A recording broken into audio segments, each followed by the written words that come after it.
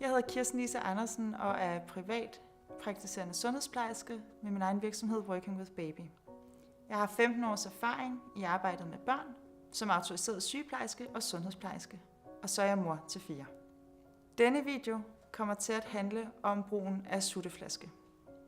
Der kan være mange årsager til, at man vælger at give sit barn flaske frem for at amme. Det kan være, fordi man har udfordringer med amningen. Det kan være, at man ønsker at supplere sin amning med en flaske. Og det kan der være forskellige årsager til. Det kan også være, at ens mælkeproduktion er for lille, så man bliver nødt til at supplere for en periode. Mange kvinder kan være kede af den beslutning, at de bliver nødt til at give flaske i stedet for at amme. Det er vigtigt her at sige, at der er ikke noget, der er bedre end noget andet. Vi ved, at myndighederne anbefaler, at man ammer, men sutteflasken kan være et rigtig godt alternativ hertil. Og målet er jo, uagtet hvad, at have en mæt og tilfreds baby. Man kan give sit barn en rigtig tryg tilknytning, når man giver flaske, som er lige så god, som når man ammer.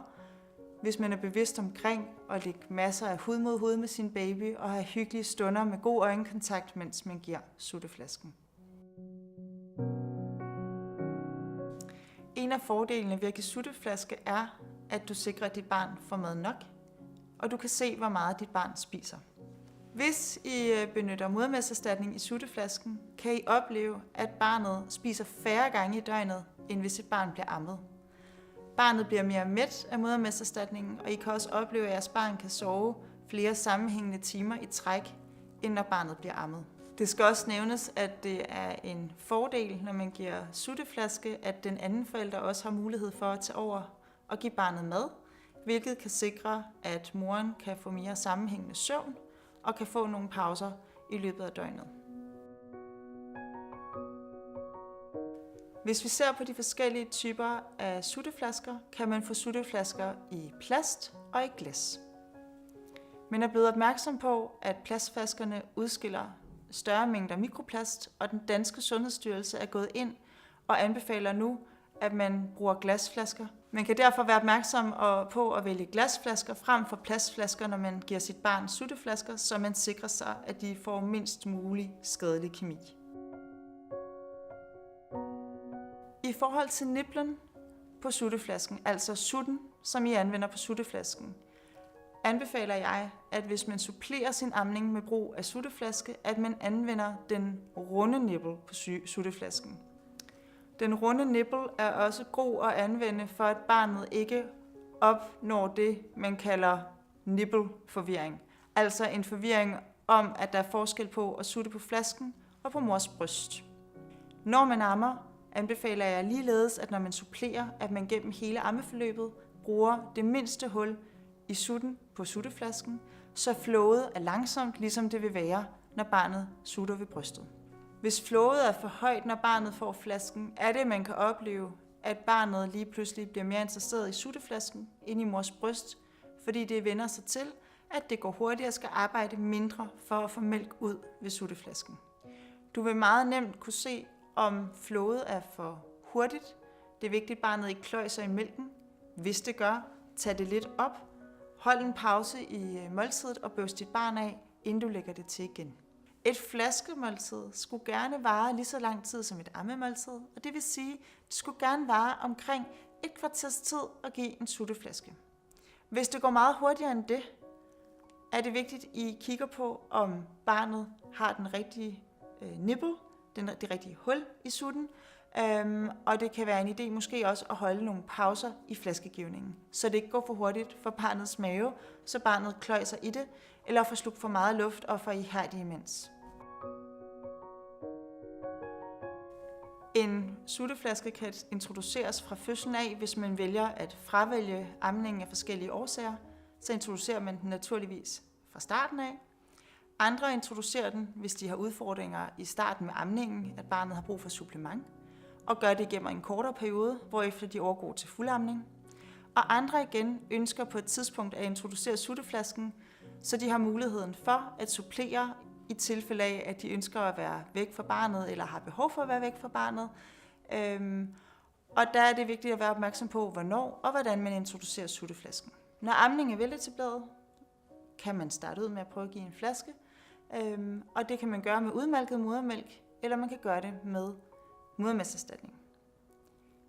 Det man skal være opmærksom på, det er, at barnet får mængden af mad i et stille og roligt flow, som svarer til, når barnet spiser ved brystet. Når moren som ammer er væk fra barnet, og barnet bliver suppleret med en flaske. Hvis man der vælger at tilbyde modermælkserstatning, så moren springer en amning over, er det vigtigt at være bevidst omkring at få mælket ud, både så man ikke får en mælkeophobning i brystet som kvinde, men også for at holde mælkeproduktionen oppe, særligt hvis det er noget, man gør ofte. Hvis I ønsker at give en sutteflaske med jævne mellemrum, kan det være en god idé, at barnet jævnligt bliver præsenteret for den kunstige nipple, både i form af, at barnet sutter på en sutte indimellem, men også at barnet en gang imellem bliver tilbudt sutteflasken. Hvis I oplever, at jeres barn ikke vil tage sutteflasken, kan det være en god idé, at medforældrene giver sutteflasken, når moren ikke er til stede. For når moren er til stede, dufter der af mælk, og barnet ønsker naturligvis at komme til brystet, når det er muligt. I det øjeblik, at moren ikke er i samme rum, og medforældrene er alene med barnet, vil det være langt nemmere at give sutteflasken, og at barnet tager imod med succes. Hvis I har en fuldarmet baby, og I gerne vil introducere en sutteflaske, er det vigtigt at være opmærksom på, at det godt kan tage lidt tid, før jeres barn vil acceptere sutteflasken. Her kan det være en god idé, at den mælk, I tilbyder sutteflasken, at det er morens mælk, altså udmalket modermælk, så det er den mælk, barnet er vant til at få. At moren ikke er i samme rum med barnet, når medforældrene giver flasken, og at I forbereder det lidt i god tid, når I ved, at der er en dag eller aften, hvor at barnet skal være alene med den forælder, der ikke ammer, sådan at barnet stille og roligt vender sig til at tage sutteflasken. Det er vigtigt, at I sidder med barnet, så der er god øjenkontakt, og så I holder flasken vandret, så sutten, altså niplen, den er fyldt ud med mælk, så barnet ikke får slugt for meget luft.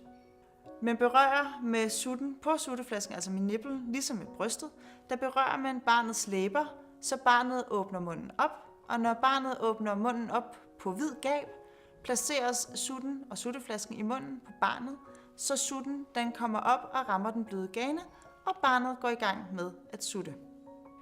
Særligt hvis du ammer, er det vigtigt, at barnet får nipplen godt ind i munden, når munden er helt åben, så barnet sutter med den samme teknik, hvor man kan se helt op på kæbepartiet, at det bevæger sig, når barnet det sutter. For hvis barnet sutter yderligt på flasken, vil det typisk også gøre det på brystvorten, når det er, at barnet bliver lagt til der, hvilket vil skabe, at du kan få rigtig ømme brystvorter.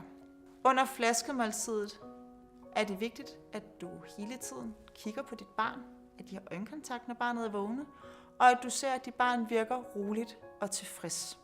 Hvis amningen lykkes, er det fantastisk, og det er en dejlig ting at kunne ernære sit barn ved brystet. Men der er også rigtig mange, som har brug for at supplere amningen, måske gennem hele deres ammeforløb, og der er også nogen, der af forskellige årsager er udfordret på at amme, eller ikke har lyst til at amme, og der er flasken et fantastisk alternativ. Det vigtigste er, at I vælger det, der er rigtigt for jer og for jeres barn, så I får en mæt og tilfreds baby, hvor at det at give mad er en hyggelig stund, hvor at I har en god og tryg tilknytning og en dejlig, behagelig stund for begge parter, både den, der giver maden og for barnet.